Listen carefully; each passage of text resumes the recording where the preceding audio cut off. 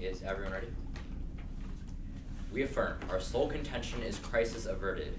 Martinuck at the University of New Zealand in 2019 finds that although Venezuela's economy was slowing prior to sanctions, U.S. sanctions alone have created a full-fledged humanitarian crisis by cutting Venezuela off from international markets. Specifically, U.S. sanctions have caused this crisis in three key ways. Subpoint A is oil turmoil. Rodriguez 18 of Foreign Policy finds the recovery of world oil prices should have given Venezuela more money to pay for its imports and facilitate an economic recovery. But due to American economic sanctions, the exact opposite happened, as imports fell by 31% during the exact same year. Since America was its largest buyer, Paraga 19 of Reuters explains that Venezuela's oil exports sank 40% in the first full month of American sanctions. Additionally, The Economist in 2019 finds that companies now charge large premiums because of the risk of exposure to U.S. sanctions, costing Venezuela 30% more for oil transactions. Overall, Weisbrod, the Center of Economic Policy Research, writes that after sanctions, Venezuela's oil production fell at 3 times the rate it had fallen before then. As a result, Emersberg 18 of Venezuelan Analysis quantifies that in 12 months, sanctions uniquely cut oil revenues by $6 billion, representing 6% of Venezuela's total GDP. Low oil revenues are devastating. The CEPR in 2019 notes that because the government relies on oil revenues to subsidize the cost of food and medicine for the poor, sanctions have decreased access to critical aid. Matinee of the Gray Zone in 2019 warns that maintaining sanctions will cause food shortages, threatening 100,000 lives. Subpoint B is ending the aid blockade. U.S. sanctions are critically blocking aid from entering the country, as Erickson at the University of Chicago in 2019 explains that medicines such as insulin has stopped flowing into Venezuela because 1. U.S. pharmaceutical sanctions prevent U.S. pharmaceutical businesses from actually selling the drugs to the Venezuelan government, and 2. U.S. banks are forced to refuse payments for the medicine from Venezuela. This is disastrous, as the Venezuelan analysis quantifies that over 450,000 diabetics are on the brink of death. Fortunately, Wilford of Brookings finds that ending sanctions would allow medicine to flow into the country, saving thousands of lives. Subpoint C is quenching thirst. Prior to sanctions, Marco 19 writes water access was stable throughout Venezuela, but maintaining the flow of water in Venezuela takes work. As Contreras in 2019 writes that due to old and deteriorating water infrastructure, Venezuela requires new foreign-built parts for water pumps and pipes.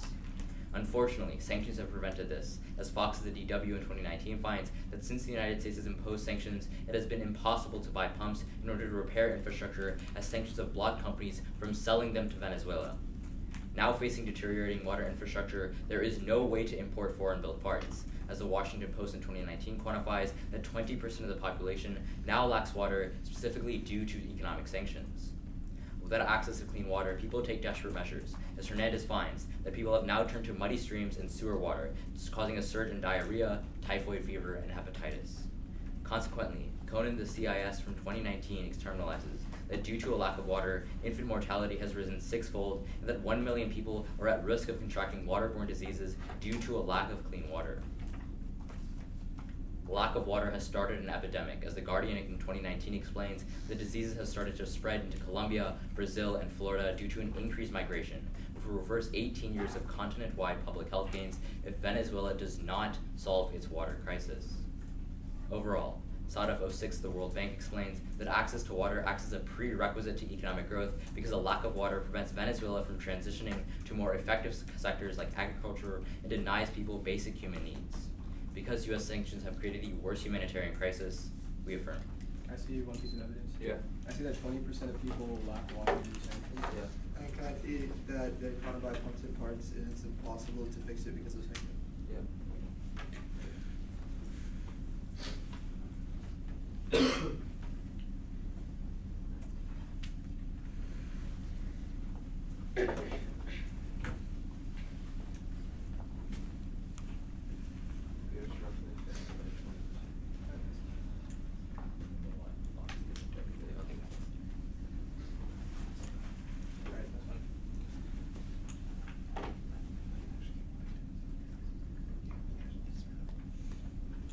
That was 10 seconds. Yeah. What else do you want to see? That it's like they're buying pumps and stuff now, but it's impossible to fix with sanctions. It's false.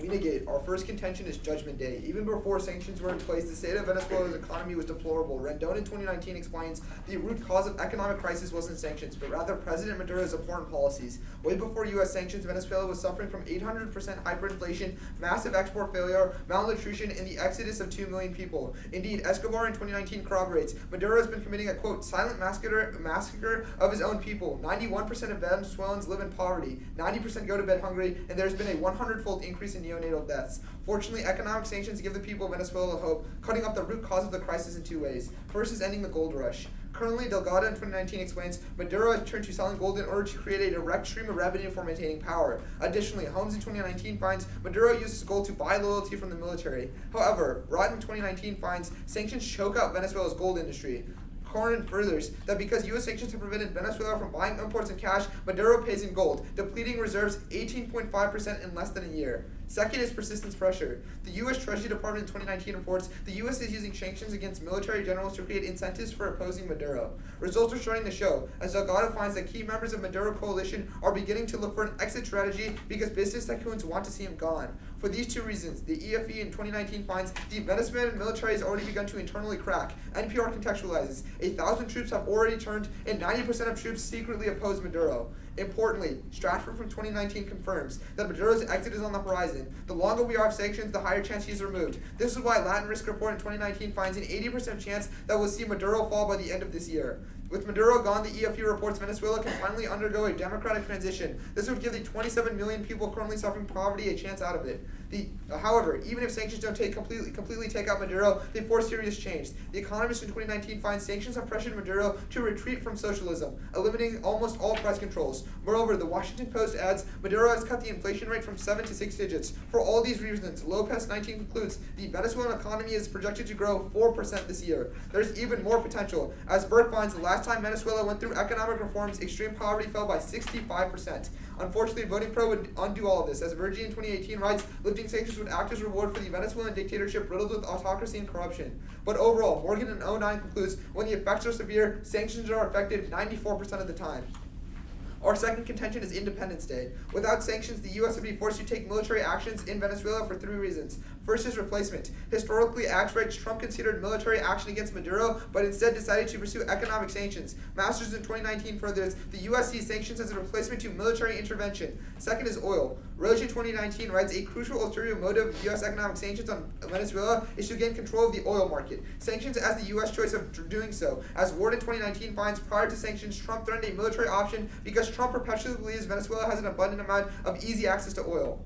Third is 2020. Smiley in 2019 finds it has been 95 years since a Republican won the election without picking up Florida. Critically, Trump has made progress by increasing pressure on Venezuela, appealing to diverse Hispanic groups. Siddiqui in 2019 specifies, Florida is expected to be extremely close in 2020, leading Trump to take an aggressive stance on Venezuela, imposing harsh sanctions. Additionally, Grope writes, Florida is one of the few states where foreign policy is a key voter, and thus Trump and his advisors have put all options on the table when considering what type of hardline stance to take against Venezuela. However, because Trump has considered all options, Pelagia in 2018 finds, given sanctions are not the U.S. weapon of choice Venezuela, the alternative would be a military intervention. Overall, intervention has a precedent, as Hines in 2019 finds the U.S. has intervened in Latin America 56 times. Worryingly, Mora concludes the U.S. military intervention would destroy infrastructure, killings hundreds of thousands, causing upward of 8 million people to flee the country. Tragically, finds that Parra finds 90% of the Venezuelans migrate fall into poverty.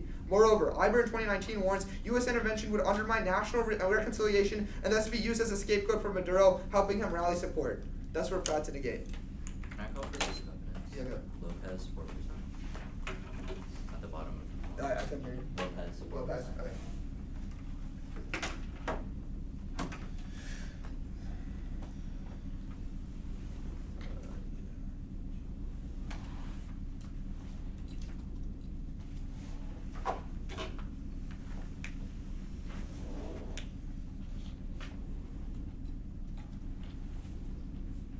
And then can I also see 56? Yeah.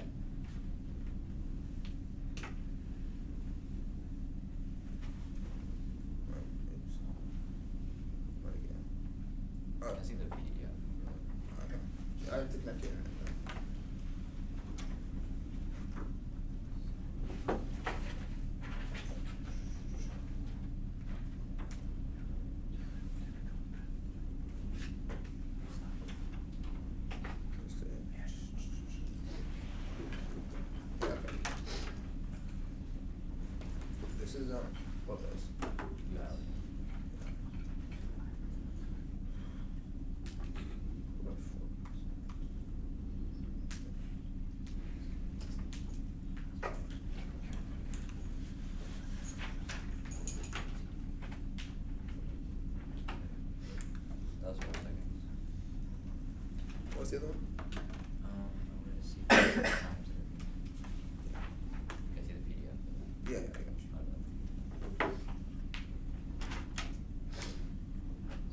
It's in the same document. Let me check.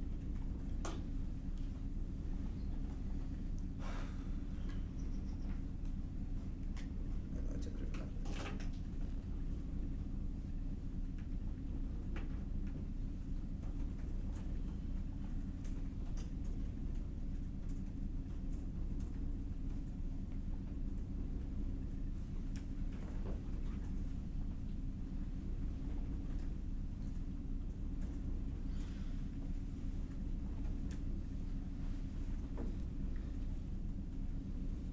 Okay, 56. It's from 9th of 2019. I have to pull it up. Yeah, can you go to Google Drive? I'm not access. Google Drive, the documents. Use it.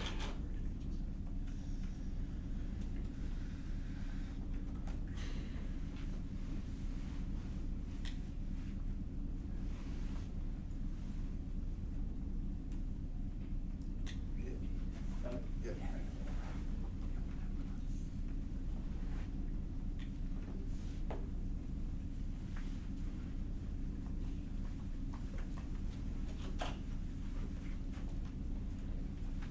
Starting.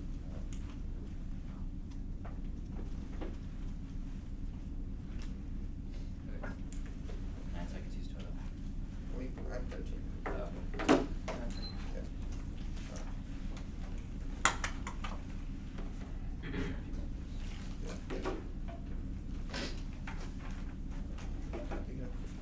Everyone ready? Okay. Let's talk about Maduro getting out of power. If we can prove that sanctions are ineffective, doesn't this mean, because Trump sees that sanctions are ineffective, that he will have to militarily intervene into Venezuela either way? No. Can I get a question? Why not?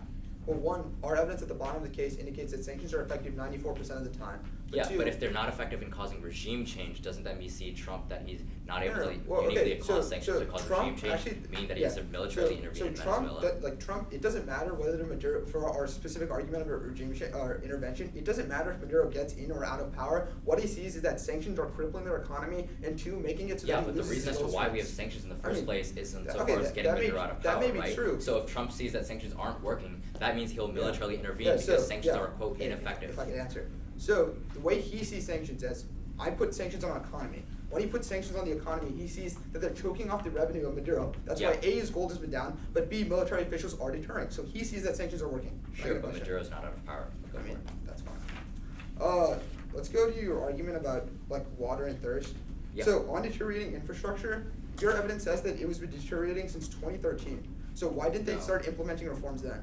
Our evidence indicates that prior to sanctions, it was stable, right? The reason as to why they're not able to actually get new water parts is because sanctions uniquely block foreign imports. Can I ask you a question? So, no. Your evidence says in 2013, there's like corruption and mismanagement, right?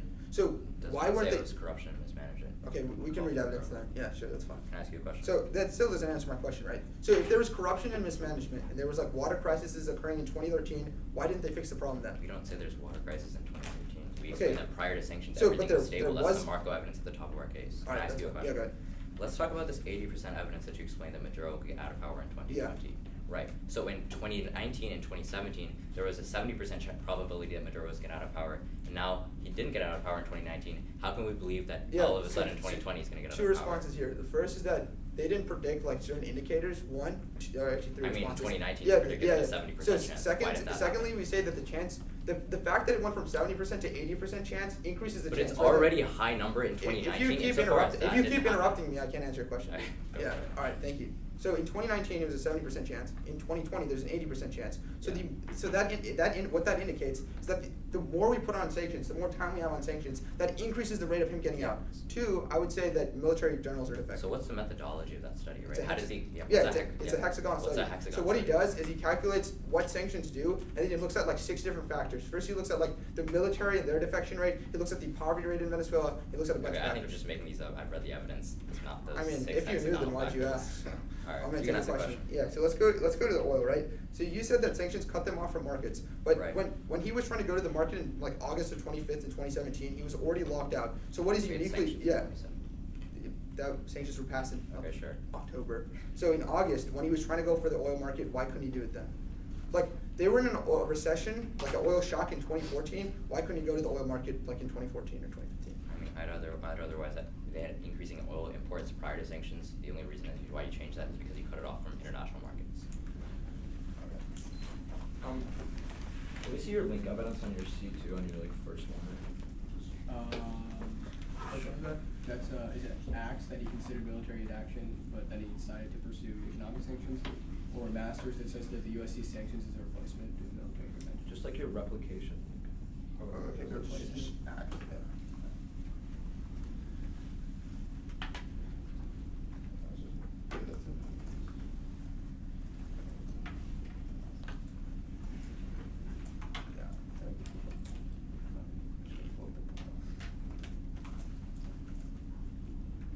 Are you taking prep time? Oh no, sorry.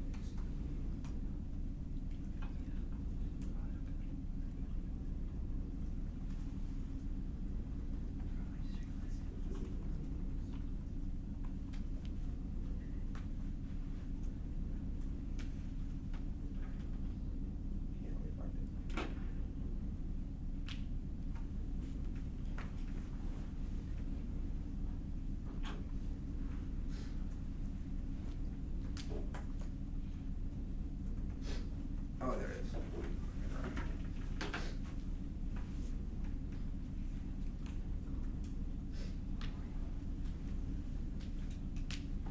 Oh, you want the PDF? No, no, that's fine. I can read the cover. Oh, okay, that's fine. Alright. That's 4 seconds. Alright, can I look at the prep? Yeah. Yeah, starting now.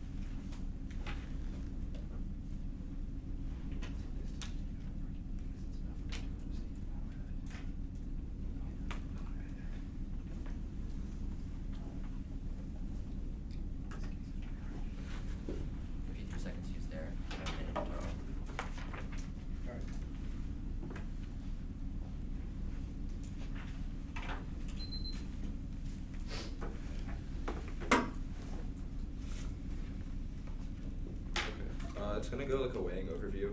You can put it on top of their case and just on their case. Everybody don't go anywhere.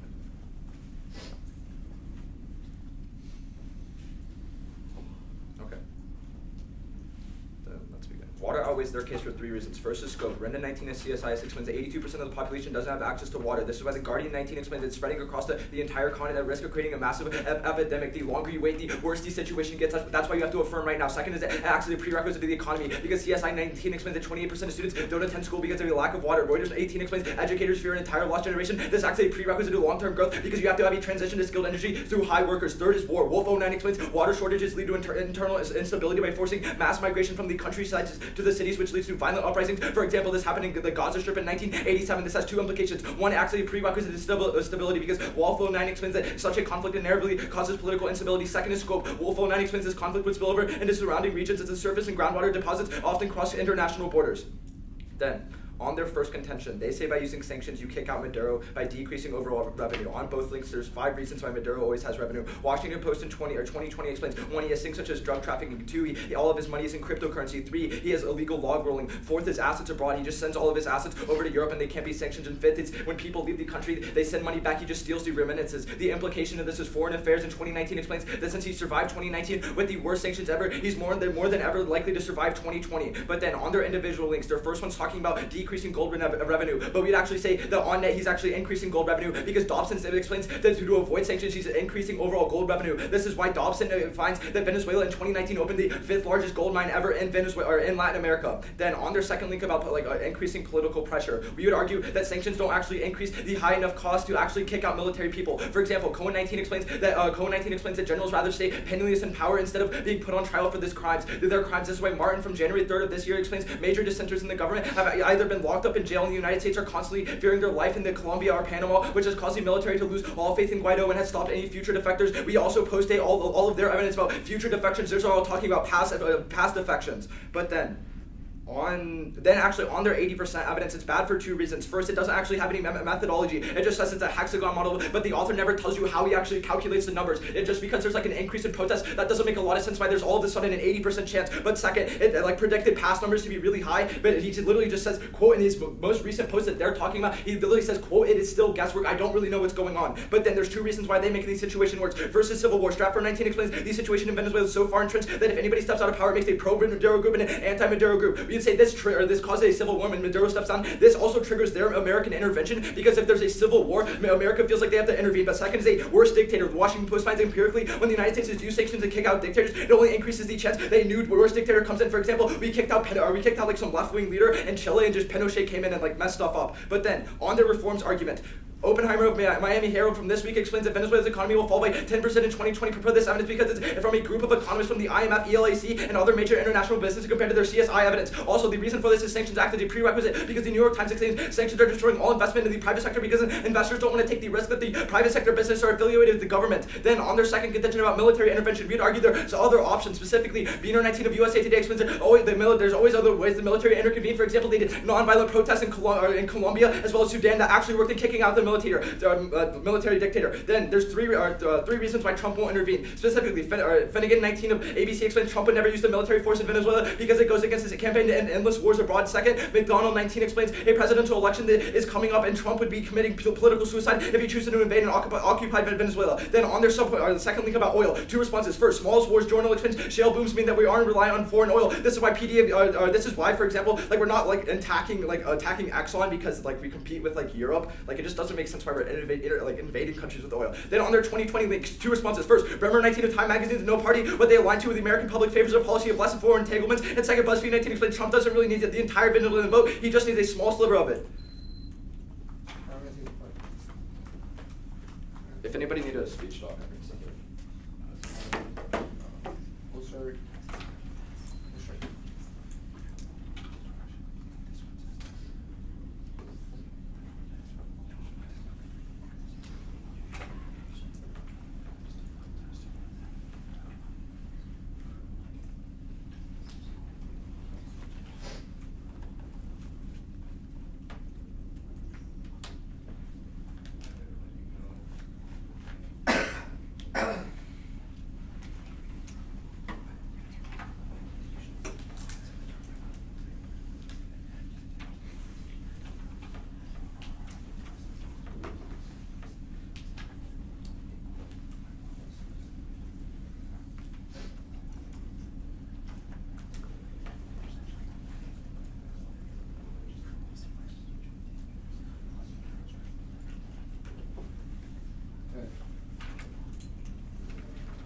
That was 50 seconds.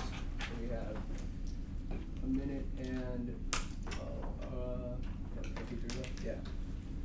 Okay, I'm going to start on his weighing overview. Go to our argument about reforms and then our second contention in the third case. So Marcus Lucas.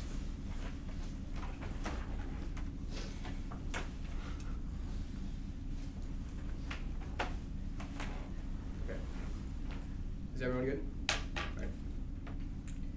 Start off on the weighing overview. He gives at the top of the about water. That's a really fine and dandy strategy, except he concedes that if we win our second contention about intervention, we actually win the argument about oil, about water. That's because if there's a huge intervention with the entire U.S. military occupying Venezuela, there's no way that they're able to fix infrastructure. Rather, they're going to be destroying more and more infrastructure, meaning that if we win our case on their second contention, we link into water, meaning that the weighing doesn't matter. Go on to our first contention about regime change. We concede that Maduro will always have revenue. There's never going to be a regime change. That kicks out of the two turns about civil war and then a worse dictator in power that they read at the bottom. Go on to our argument about reforms. They read two responses. The first is from Oppenheimer, telling you that there's a 10% decrease economy that's going to happen in 2020. The first argument is that our argument on a 4% increased growth is comparative. That means that you always have to prefer it because it's talking about how much it's increasing from last year. Additionally, post-Dasit. But also, that evidence is from the IMF, who also projected that the Venezuelan economy would fall by 35% in the year 2019. A 10% decrease in 2020 is thus an improvement. That's our argument. We're telling you that because of these reforms, the economy is improving. Go to our second contention about intervention. There's a lot of problems with their responses. The first one they read is from Bino, telling you that there's other ways for the U.S. to intervene. The argument is that that's not enough for Trump. Trump needs a strong stance. Just because they can support nonviolent protests, that's not enough. Trump's base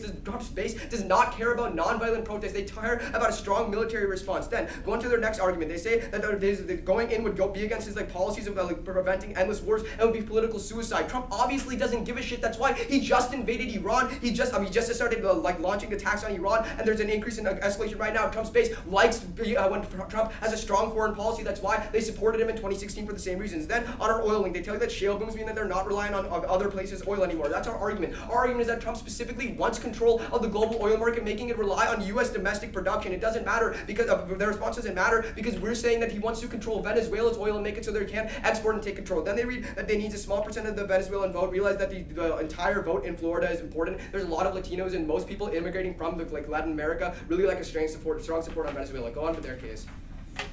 At the top of their first contention, there's a couple problems. Morales finds in 2019 that sanctions aren't actually to blame for the Venezuelan crisis, that there's a lack of public data to realistically estimate the causal effect. What is clear is that the bulk of the Venezuelan deterioration happened prior to the 2017 sanctions. That's because Rendon finds in 2019 that the Venezuelan crisis was caused by Maduro siphoning money from social programs and neglecting millions, restricting their access to food and medicine. Sanctions, however, uniquely choke out Maduro's earnings and weaken his grasp on power. So even if though we're not going for a regime change, we're still weakening his grasp on power, meaning that he can't abuse the Venezuelan people as much. Go on to their argument about oil. There's a lot of problems here.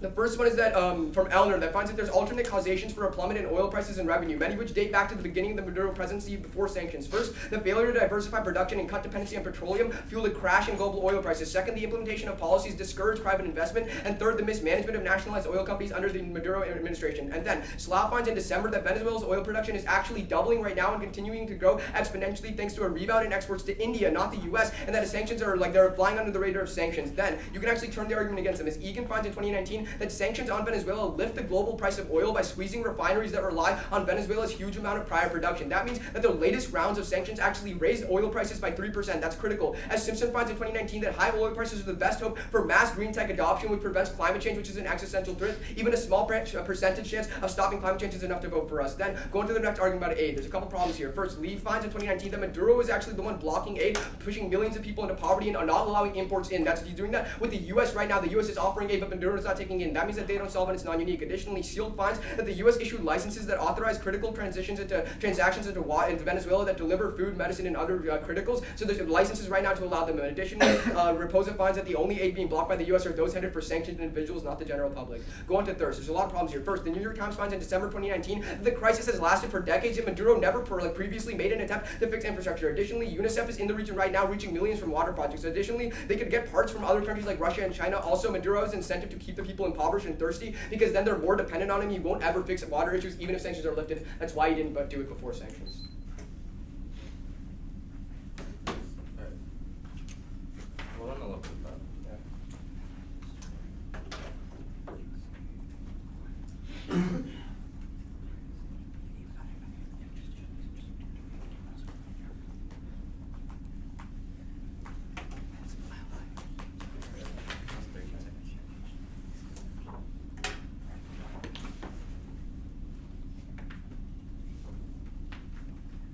So that was 20 seconds. I had like 50 or so, we can do that in the middle.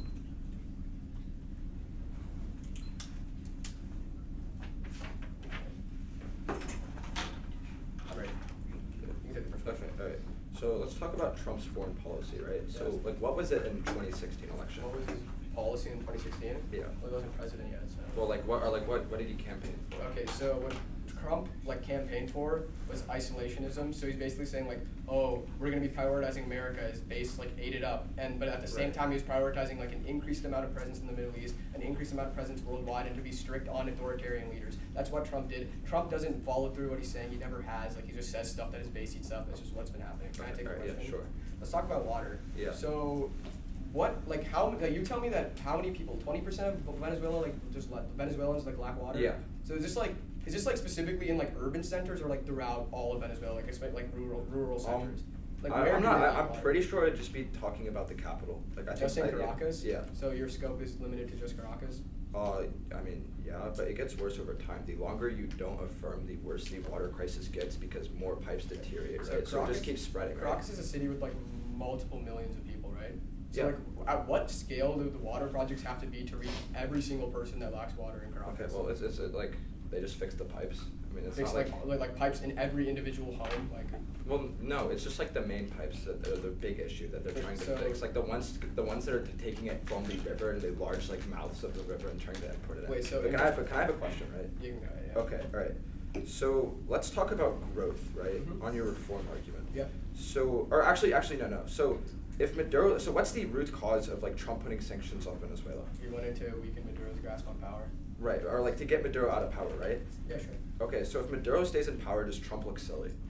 No. Why not? Because it doesn't matter. Wait, why doesn't it matter? If Trump's we need to get Maduro out, the best thing's gonna happen is sanctions, right? The goal of sanctions doesn't really matter, because Trump is trying to appeal to the people who he wants to vote for him, and nobody nobody really knows a lot about Venezuela Maduro sanctions, the general American public. Wait. They just think that there's a dictator in Latin America and Trump has a hard stance on him. He's really getting him good. That's all he wants to do. Can I take a question? Yeah, sure. Let's talk about the argument, your oil argument, right? Yeah. Okay, so insofar as so you're telling me that we're cutting revenue by $1 billion, or $6 billion so far, right? And then can you give me the link between cutting revenues by $6 billion and food shortages occurring? Yeah, all right. So prior to sanctions, the government used the oil revenue to subsidize food and medicine and aid for the poor. The Venezuelan analysis quantifies that was 70%. And when you have less oil revenue, you can't buy food for the poor, so then there's food shortages. So your argument is that subsidies are going down? Yeah. Okay, so did the food necessarily only get did the poor only get food from oil subsidies? Why doesn't Venezuela? It was 70% of oil revenue went. Okay, so why couldn't they subsidize food from other metrics? Because also, because 98% of Venezuela's exports were oil. Their economy. Yeah, but they still make a lot of money from oil, right? So why don't they spend the money they make on subsidies? They still make it's a good cut. amount of It's money. cut because of sanctions.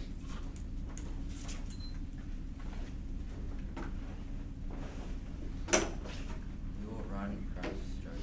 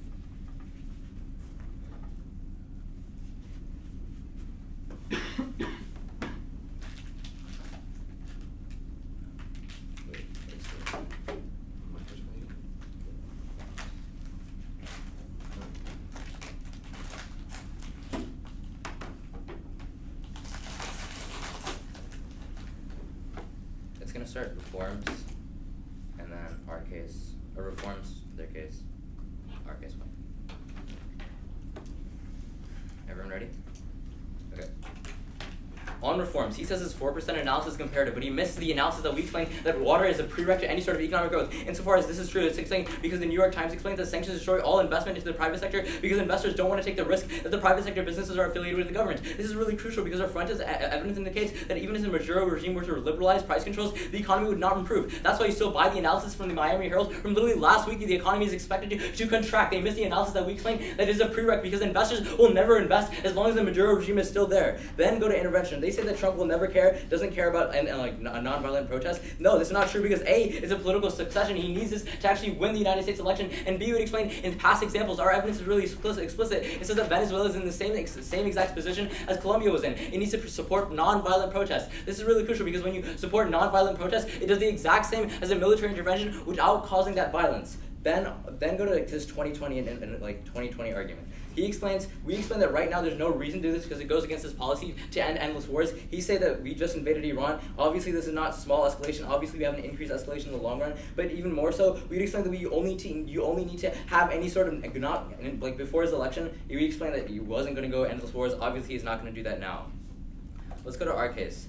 At the top, he uses this term that will increase green tax, but we all can see the dealing that oil production is increasing right now. You don't grant access to the return. But then at the top, they say that prior to sanctions, Venezuela's economy was already suffering. Even this is true. Our Martin evidence accounts for this. It explains that U.S. sanctions cut Venezuela off from international markets. This is really crucial because even if growth was slowing prior, sanctions uniquely cut Venezuela off from international markets. But there's two places where you vote for the affirmative team. First is on our aid blockade. The argument is pretty simple. It explains that right now aid is being blocked into Venezuela insofar as Venezuelan companies cannot import pharmaceutical medications. They give two responses. First, they say that Maduro was never letting aid in before, but our Corrales indicates that he was allowing aid twice before sanctions, insofar as it's not true, and during sanctions you try to get aid into. The reason is simple, he can't get it because sanctions prevent international markets from actually getting into Venezuela. Then he says that Venezuela is getting aid right now. This is not true for three reasons. First, our CNBC indicates that the aid they're talking about only lasted for 1 day. At that way, it's a drop in the bucket, but secondly, and more importantly, it's not as specific to our argument about insulin. Even if there's aid on the borders, the problem is that U.S. pharmaceutical companies are not able to ship insulin to the Venezuelan government. This is where Zurich's evidence case that over 450,000 diabetics are on the brink of death. You weigh this on urgency. As soon as you pull the trigger for the F, over 450,000 Venezuelans get access to aid. Then we would say that in the long term, you actually solve for the crisis better. But then on our subpoint C about quenching thirst, the argument is pretty simple. Prior to sanctions, Venezuela's access to water was stable. Sanctions uniquely prevent this because it prevents foreign parts from actually getting in. But then they say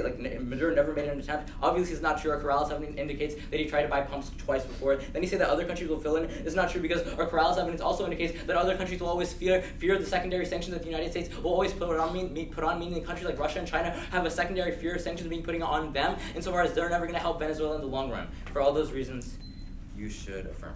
Alright, we're gonna run through.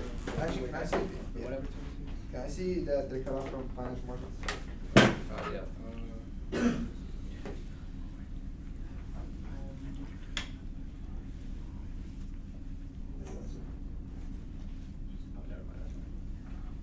Oh yeah, can I say that the aid from the U.S. lasted for 1 day? Is that okay? Yeah, sure. That they were relying aid twice before. Yes. Wait, what was the first one you wanted? That they cut off from financial. Oh yeah, sure. Sure.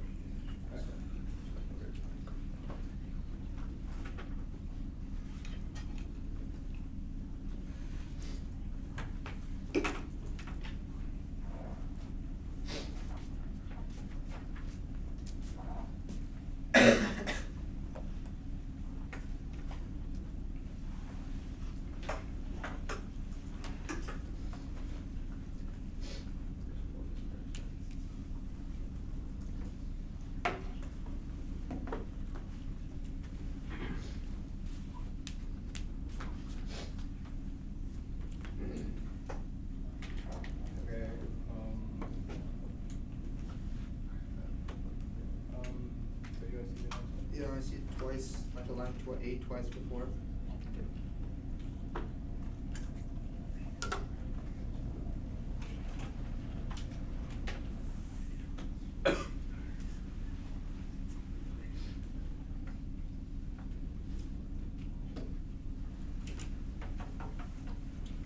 Or the twice before was for water, but this is specific.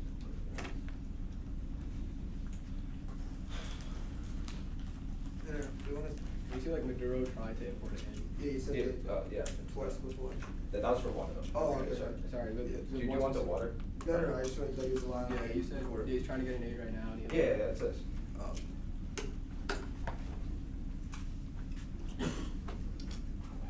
Alright, that's fine.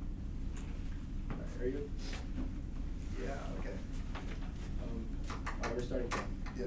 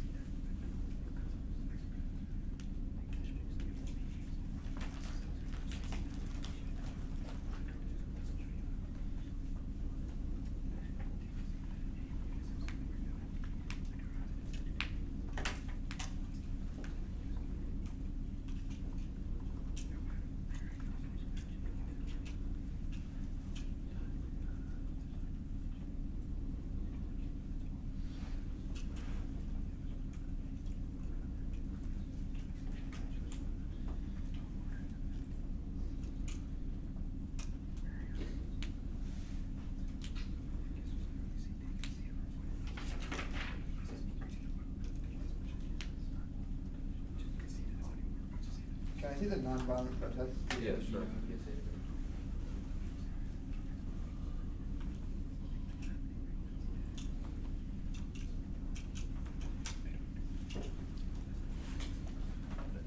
Yeah, very good.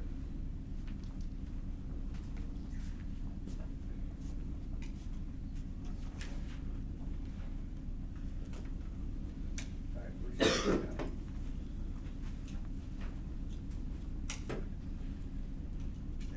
Alright.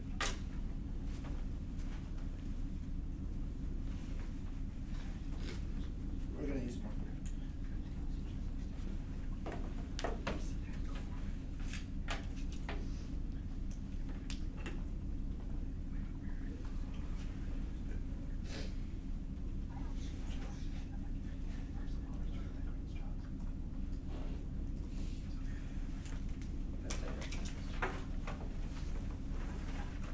Here you go.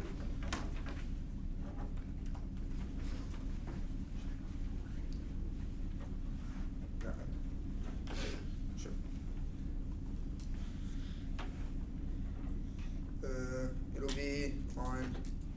It'll be our case first and then their case. I should give it our case first. Alright, are you all ready? Yeah. Alright. Show the affirmative case, on the negative case. Go to second contention about intervention. I'm not going for a 2020 link. We're going for a drop link about oil. Remember the second link. Extend the Roach evidence, which says that a crucial ulterior motive of U.S. economic sanctions of Venezuela is to gain control of the oil market. Sanctions act as the U.S. choice of doing so, as Warren in 2019 finds. Prior to sanctions, Trump threatened a military option because Trump perceptually believes Venezuela has an abundant amount of easy access to oil. They drop both the responses, but I'll extend Zane's front lines. They say that they're not reliant and it's not going to work. But that's exactly our argument. He wants to control other people's oil sector so he can push out the U.S.'s domestic production. That's why he wants to control their other oil supplies. That's considered. And secondly, that'll probably also finds our third link about 2020, because if he gets the U.S. production of oil to increase, that increases his base because they're reliant on white collar jobs, but too oil tycoons start to increase population support. So that also finds that argument. That leads to our argument intervention. They concede all the evidence the Pelagicia evidence, which says that given sanctions are not the U.S. weapon of choice in Venezuela, the alternative would be a military intervention. This is specifically empirically proven. We're winning the probability debate because they can see the Hines evidence, which says that the U.S. had intervened in Latin America 56 times. And worryingly, Moore 19 concludes the U.S. military intervention of Venezuela would destroy infrastructure, killings hundreds of thousands, causing upwards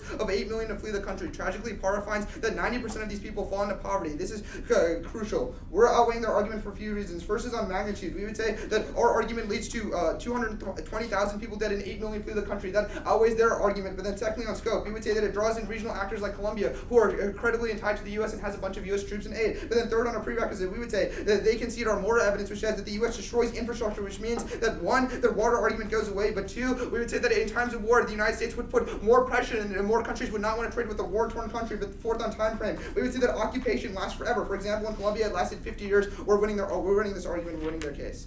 Now let's go into their argument. On their argument specifically about aid, their evidence ethics is absolutely atrocious. It doesn't say that he allowed aid twice before. They just cross applied their front line on like Maduro accepting water aids. It's not specific to actual aid. They concede that multilateral organizations are going in. For example, UNICEF, they're working there. But two, we would say that they concede our turn on the second on their specific argument about water. The reason why he's declining aid is because he wants to increase dependency on the people. When there's more dependency on the people, that means that they're reliant on Maduro. He wants to keep consolidation of power, which means that he's never going to fully allow aid, even if we lift sanctions, because he wants to create a dependency. But third, we would say that their evidence is bad. But then he said that they're allowing aid, they're not. But secondly, they can see the silk evidence, which says the U.S. put new sanctions which allow licenses for food and medicine. They also can see the repose evidence, which says that the United States does not sanction like multilateral organizations. They only targeted certain generals. Go to their argument about thirst. One, they don't extend an impact in summary. But two, they can see that they say that Russia and China have a fear of sanctions. No, Russia owns PDVSA. They're still working with them. But two, we would say that it was happening decades before and they never attempted to fix. That also goes on aid. We would say that the economic crisis proceeded. It was going down. But then third, they can see that UNICEF is building 22 million water pumps. So yeah, don't watch for it. You guys ready for cross? Yeah. Alright, cool. So, if Trump alright, so does Trump prioritize the election more or oil? Well, I mean, my front line still applied that Well, if but he wins oil. you're not answering my question. Does Trump prioritize the election now or oil? I mean, like they both go hand in hand. So you're telling me Trump's going to intervene in a country for oil over winning the next election? We'd say two things.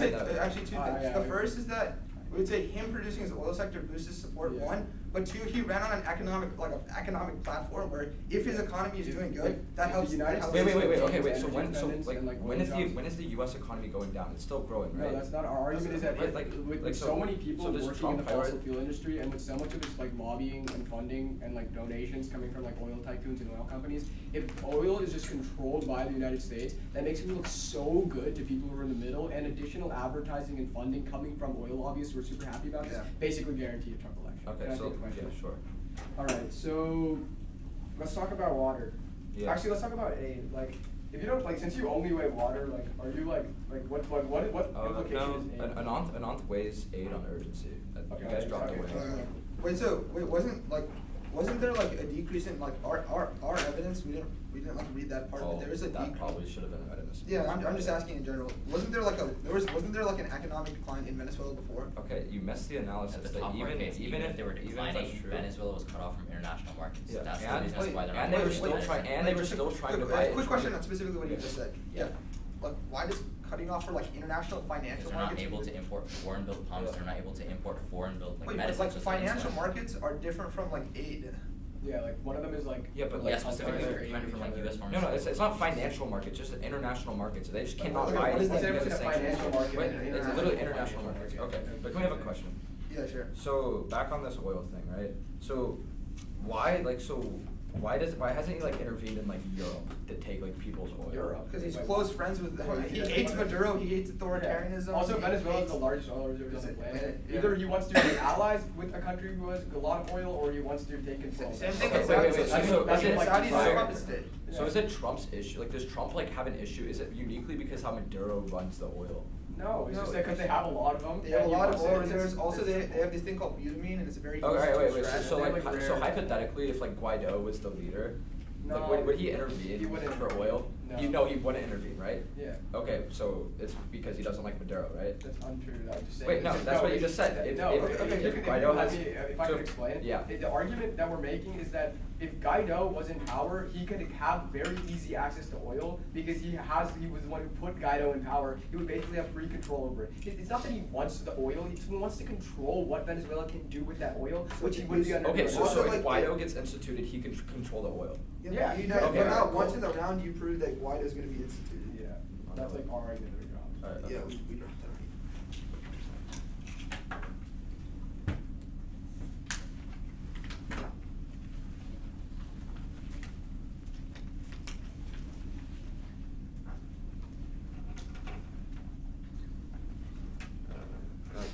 Okay. I'm just gonna go their case, our case, and then way. Is everybody ready? Yep. Oh, actually, I'm gonna respond to their case, or their way, like their magnitude scope. Yeah. All right. Everybody ready? Okay. Let's begin. on the weighing, they say in summary, we would say that AF has fiat instantly when you actually affirm. The reason is because you instantly pull off sanctions. We would say this is the best way to actually let the people have we would say in the long term, escalation takes a very long time to step up the escalation ladder. However, instantly when you affirm, you allow 450,000 people to actually get medicine. This acts as a prerequisite to all of their arguments, because the longer you wait, the worse it gets. That's the urgency weighing that they concede. But then, on their second contention about the Independence Day, they say by using U.S. sanctions, it prevents Trump from intervening. There's two key issues here. First, they drop the they just poorly mishandle the nonviolent intervention response. We would say this is the best way for for Trump to control the oil industry, because if he kicks out Guaido, the person that he hates, it's a better way to control. But B, it's the most politically popular way for Trump to actually intervene. But moreover, even if it's true that he wants to intervene in oil, I would argue that the reason why he won't do it is because of the elections. They dropped that analysis that we explained that Trump's foreign policy has been to end endless wars. This is the unique reasoning why he won't intervene. Moreover, we tell you historically, when when the president has actually intervened or caused deaths, it's decreased his chance of actually winning an election. But then, on our case, specifically on our subpoint B about aid blockade, our argument is because the U.S. sanctions block medicine, it prevents U.S. pharmaceutical companies from selling the drugs, and U.S. banks are forced to refuse Venezuelan payments. This is why 450,000 people are on the brink of death. If you don't affirm, this is probably the cleanest place to vote. They give a couple responses. One, they tell you there's other aid being let in, but they miss the analysis Ananth makes that it's only a drop in the bucket and only lasts for 1 day. The best way to actually account for the insulin that's not getting in, because all of their evidence is talking about general aid like food, but our evidence is specific to diabetics. They're on the brink of death. That is why you have to affirm for us. But second, they tell you Maduro was blocking the aid, and he wants it to keep it weak for the people. But this is ahistoric. We tell you in summary that he was already trying to buy the parts and medicine to actually save the people. But then on our subpoint C about quenching thirst, our argument is Venezuela's been cut off from international markets and they can't repair their old pipes. They give two responses. They would say the crisis lasted for decades. Even if that's true, you can still reform the pipes. Second is secondary sanctions, but that doesn't really matter. But the important thing is that 1 million people are at the risk of death if you do not affirm for us.